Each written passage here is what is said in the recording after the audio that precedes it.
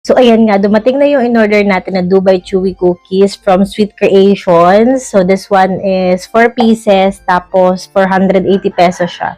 At dito siya nakalagay. Kaka-deliver lang nito sa akin. Gusto ko this time, lalagay ko siya sa freezer kasi gusto ko matikman kung ano yung texture niya kapag na-freeze na siya, ganyan, o kaya kapag na-chill na siya sa ref, di ba? Ganito siya dumating, guys.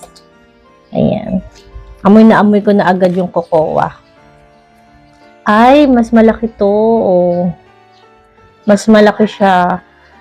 Tas bilog. So, ngayon, excited na ako i-try ito, guys. Para naman sana siguro yung cocoa niya.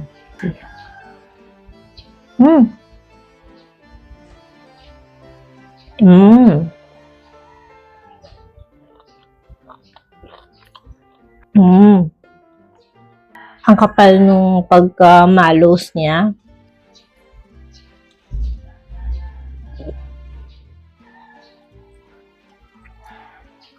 For me, mas malaki to and mas marami siyang feeling sa loob. Kasi parang hindi na nauubos eh. Try ko lang yung pinaka-feeling niya. Sakto lang yung pagkaluto ng ka-type, hindi makunat. Sarap. Ang sarap.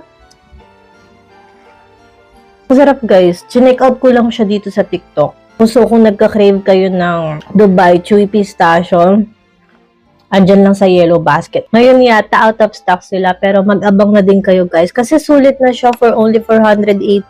Hindi na kayo tinipid sa fillings, hindi kayo tinipid sa mallows. Lasang legit na ingredients yung ginamit dito. Hindi siya super tamis, kaya kahit malaki yung mallows na to, mauubos nyo siya sa isang upuan talaga. Alam nyo kung ano yung masarap dito? Yung pagka-blend ng mga lasa niya. May mapait, na matamis, na nutty, na chewy, na crunchy. Ang sarap ng combination nito.